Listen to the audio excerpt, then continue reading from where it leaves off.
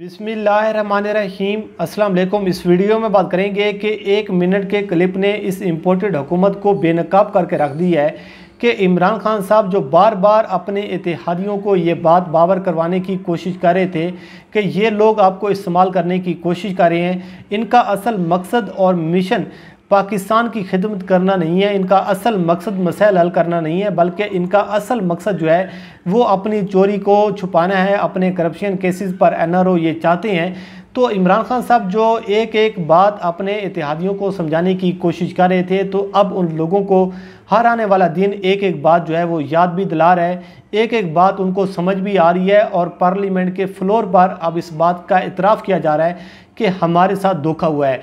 तो इस पर बात करेंगे और इसके साथ साथ 2 वोटों पर खड़ी शहबाज शरीफ की हुकूमत को ख़तरात जिस किस्म के सामने आ रहे हैं, जो अब शहबाज शरीफ की हुकूमत के कदम डगमगाने लगे हैं, इस पर भी हम बात करेंगे कि इत्तेहादियों की जानिब से जो धमकी दी गई है ये क्या चीज़ें सामने आ रही हैं कि एक जानिब तो अब मईशत नहीं संभाली जा रही, दूसरी जानिब अब इत्तेहादी खुलकर सामने आ गए हैं, तीसरी जानिब जो मुल्क का निज़ाम है वो जो धर्म भरम हो चुका है। तो इस इम्पोर्टेड हुकूमत के लिए जो मुश्किलात हैं, हर आने वाला दिन एक नई से नई मुश्किल लेकर आ रहा है। लेकिन सबसे पहले हम बात कर लेते हैं कि मैं ये चाहता हूँ कि आप वो 1 मिनट का क्लिप देखें, उसके बाद फिर हम आगे बात करते हैं कि इमरान खान साहब इत्तेहादियों के हवाले से क्या बात कर रहे थे। आज MQM के रहनुमाओं की जानिब से पार्लियामेंट के फ्लोर पर क्या धमकी दी गई है, क्या तफज़ात का इजहार किया गया है और किस तरीके से आज वो बरस पड़े हैं MQM के जो रहनुमा थे। आप एक मिनट का ये क्लिप सुने, उसके बाद आगे चलकर हम बात करते हैं। लानत भेजते हैं, अगर इज्जत भी नहीं मिले तो उसके ऊपर हम थू करते हैं। मैं इनके रवैये के खिलाफ, इनके बातों के खिलाफ वॉकआउट करता हूं और ये बता के जा रहा हूं कि इनके होते हुए ना असेंबली चल सकती है ना हुकूमत चल सकती है। ये समझते नहीं है इन लोगों को, जरा सी एक हकीर चीज के ऊपर क्या जवाब दिए इन्होंने। इस तरह के लोग हमें इस तरह के जवाब देंगे, यहाँ से हम उस तरफ बैठने में देर नहीं लगाएंगे। मुझे अपने हल्के की आवाम ने मुंतखब करके भेजा है, किसी एरे गैरे नथु खैरे की मिन्नतें करने के लिए नहीं भेजा है। सब बहुत शुक्रिया। मैं कभी इस तरह आपको तंग नहीं करता, लेकिन मुझे अपने हल्के की आवाम ने मुंतखब करके भेजा है, किसी एरे गैरे नथु खैरे की मिन्नतें करने के लिए नहीं भेजा है। ये वजारतें, ये सीटें सर ये इसलिए मिलती हैं कि आदमी इज्जत बनाए, काम करे। ये सीटें पाने के बाद अगर इज्जत भी नहीं मिले तो उसके ऊपर हम थू करते हैं। और मैं सर यहाँ एक शख्स मौजूद है जिसकी वजह से मेरे शहर हैदराबाद में वो चीज़ें नहीं हैं कि जो हमारी ज़रूरियात हैं। हमारा एयरपोर्ट बंद है, हमारा PA का ऑफिस बंद है, हमारे रेलवे लाइन पे रोज हादसे होते हैं, हमारे रेलवे लाइन पे बम फटते हैं। लेकिन जो 3.5 महीने में जो रेलवे पीछे गई है, जो एयरलाइन पीछे गई है, उसका कोई जवाब देने वाला नहीं है। और लोग यहाँ मिनिस्टर सर मौजूद नहीं है। मैं इनके रवैये के खिलाफ, इनके बातों के खिलाफ वॉकआउट करता हूं और ये बता के जा रहा हूं कि इनके होते हुए ना असेंबली चल सकती है ना हुकूमत चल सकती है। जनाब स्पीकर, एक और बात, इस तरह के लोग हमें इस तरह के जवाब देंगे, यहाँ से हम उस तरफ बैठने में देर नहीं लगाएंगे। हमने जो अपनी कीमत अदा की है ना, जो सियासी कीमत अदा की है, आज वो भुगत रहे हम सिंध में भी। अरे ये समझते नहीं है इन लोगों को, जरा सी एक हकीर चीज के ऊपर क्या जवाब दिए इन्होंने। लानत भेजते हैं। आपका पॉइंट आगे।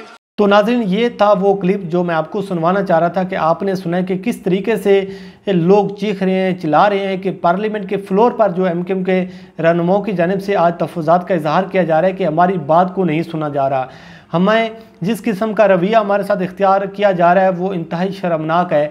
हम तो इस हुकूमत के साथ इसलिए मिले थे कि हमें तो ये कहा गया था कि हम आप लोगों के मसाइल हल करेंगे, लेकिन बदकिस्मती ये है कि इस हुकूमत में बैठा हुआ एक वज़ीर, जिसकी वजह से हैदराबाद के लोगों को हकूक़ नहीं मिल पा रहे, जिसकी वजह से हैदराबाद के लोगों को ना बिजली मिल रही है, ना पानी मिल रहा है, ना वहाँ पर गैस लोगों को मिल रही है।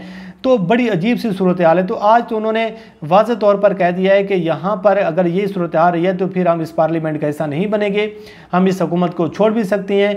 अगर हम इस हुकूमत के साथ आकर इन बेंचों पर बैठ सकते हैं तो इस हुकूमत से अलग होकर दूसरे अपोजिशन के बेंचों पर भी हम जा सकते हैं। तो ये नहीं हो सकता कि आप हमारी इंसल्ट करें, हमारे साथ इस किस्म का आप रवैया इख्तियार करें, ना हमें फ़ंड दिए जा रहे हैं, ना हमारी बात सुनी जा रही है, उसके साथ साथ जो एक हद तक अमेज़ रवैया जो इख्तियार किया जा रहा है। तो ये आज MQM के रहनुमाओं की जानिब से आज पार्लियामेंट के फ्लोर पर जो तफज़ात का इजहार किया गया है। तो लेकिन दो चीज़ें हैं। अब MQM का एक ग्रुप ऐसा है जो खुलकर अपने तफज़ात का इजहार कर रहा है, जो इस बात का इतराफ़ कर रहा है कि हमें इस्तेमाल किया गया, जो इस बात का इतराफ़ कर रहा है कि इस पार्लियामेंट में अब हमें बैठना नहीं चाहिए, जो इस बात का इतराफ़ कर रहा है कि हम तो PTI की हुकूमत में खुश थे। एक तबका तो ऐसा है जो इस बात का इतराफ़ कर रहा है कि ये लोग जो हैं ये हमें इस्तेमाल करते हैं, वक्त आने पर फिर हमें ये धोखा देती हैं। लेकिन एक तबका ऐसा भी है जो अभी भी इस हुकूमत के साथ बैठना चाहता है, जो अभी भी शहबाज शरीफ की गोद में बैठना चाहता है, जो अभी भी जरदारी को खुश करना चाहता है। एक तबका ऐसा भी है जो अभी भी एक ख़ास जो एक ताकत है उसको खुश करने की कोशिश कर रहा है। लेकिन अफसोसनाक सूरत हाल है कि कराची में जिस तरीके से लोग सरापा एहतजाज हैं, वो कराची जिसको MQM कहती है कि ये कराची हमारा है, लेकिन आज सूरत हाल ये है कि वहाँ पर लोग सरापा एहतजाज हैं और ये लोग जो हैं उस कोलिशन गवर्नमेंट में बैठे हुए हैं, उस हुकूमत के इत्तेहादी हैं जिनकी सिंध में हुकूमत है, लेकिन वहाँ तक कोई बात सुनने को तैयार नहीं है। आपने देखा कि जो JUIFA के सुमरो साहब हैं, उनकी जानिब से जो तफज़ात का इजहार किया गया कि पीपल्स पार्टी किस तरीके से सिंध में अब अपने इत्तेहादियों के साथ धोखा कर रही है, किस तरीके से उनसे इंतकाम ले रही है, तो बड़ी अजीब सी सूरत हाल है। लेकिन अब इन लोगों को बाहर निकलना पड़ेगा और इन लोगों को इस बात का एहसास हो रहा है। बेशक TV पर आकर इस बात को ये तस्लीम ना करें, लेकिन अब इन लोगों को इस बात का एहसास हो रहा है कि अवाम के इस अपने अवाम के इस गुस्से का किस तरीके से सामना किया जाए, अवाम के पास किस तरीके से हम जाएंगे, हलकों में किस तरीके से जाएंगे, अवाम का सामना किस तरीके से किया जाएगा कि जब बिजली जो है वो हर 2-4 दिन के बाद बिजली महंगी हो रही है, गैस महंगा हो रहा है, पेट्रोल महंगा हो रहा है। अब ये भी सुनने को आ रहा है कि जो पेट्रोल है वो 300 रुपये क्रॉस करेगा।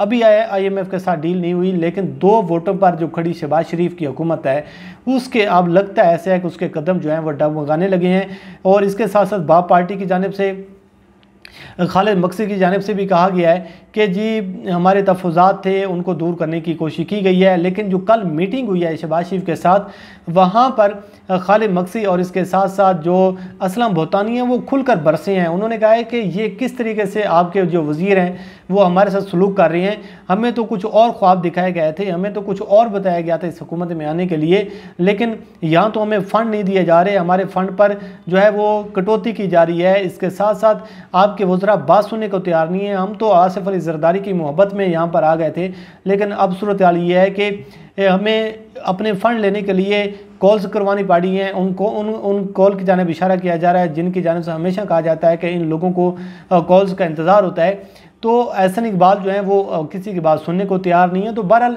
बड़ी अजीब सी सूरत हाल पैदा हो चुकी है। इस टाइम जो इत्तेहादी हैं उनमें दरार पैदा हो चुकी है। इत्तेहादियों को इस बात का एहसास हो रहा है कि अब ये हुकूमत जो है हर आने वाला दिन जो है अगर हम इनके साथ खड़े रहे तो हमें अवाम के सामने जाने के लिए जिस मुश्किलात का सामना करना पड़ेगा, अभी तो इनको इस बात का एहसास नहीं है। अभी तो इस बात का इनको इतना वो अपना ये फील नहीं कर रहे कि हमें अवाम के पास जाने के लिए जो चीज़ें फेस करनी पड़ेंगी। जब महंगाई आसमान पर चली गई है, आपको यहाँ पर पेट्रोल जो है वो 300 पर जब पहुँच जाएगा, जब डीज़ल का जो रेट है वो 350 पर पहुँच जाएगा, और इसके साथ साथ जो बिजली की कीमतों में इजाफा हो रहा है, तो ये किस तरीके से मामला चलेंगे। बहरहाल इस टाइम शहबाज शरीफ की जो हुकूमत है अब सूरत हाल ये है कि पंजाब में अब जो हमजा शहबाज की जो वज़ारत उज़्मा का जो इंतखाब हुआ था उसको कलअदम करार देने के लिए जो पिटीशन फ़ाइल की गई थी वो भी कल या परसों का फ़ैसला हो जाएगा। अगर पंजाब में मुस्लिम लीग नून की हुकूमत ख़त्म हो जाती है तो वफाक में पहले ही मामला जो हैं बड़े ख़राब हो चुके हैं, बड़ी अजीब सी सूरत हाल पैदा हो गई है। तो अब लगता ये है कि ये मामला जो हैं ये अब ज़्यादा देर नहीं चलेंगे। शहबाज शरीफ की जो 2 वोटों पर खड़ी हुई हुकूमत है उसके कदम डगमगाने लगे हैं। चौधरी बरादरान में जो हैं वो फटे हो चुके हैं। चौधरी बरादरान में से अगर कोई एक बंदा स्किप हो जाता है, इत्तेहादियों में से कोई स्किप हो जाता है, तो ये शहबाज सरकार जो है इसको लाने वाले भी अब परेशान हैं कि अब किस तरीके से इसको चलाया जाए, किस तरीके से अब इसको बरकरार रखा जाए। लेकिन जो हमारे पास इतला सामने ये आ रही हैं कि अब इसके कदम जो है वो डगमगाने लगे हैं। मामलात जो हैं अब इतना मुश्किल होते जा रहे हैं कि इनसे कंट्रोल भी नहीं हो सकेगा। बहरहाल ये कुछ तफसीलात हैं जो आपके सामने रखी हैं। अल्लाह करीम आपको हमें नासर हो। मुझे दीजिए इजाज़त। अल्लाह हाफ़िज़।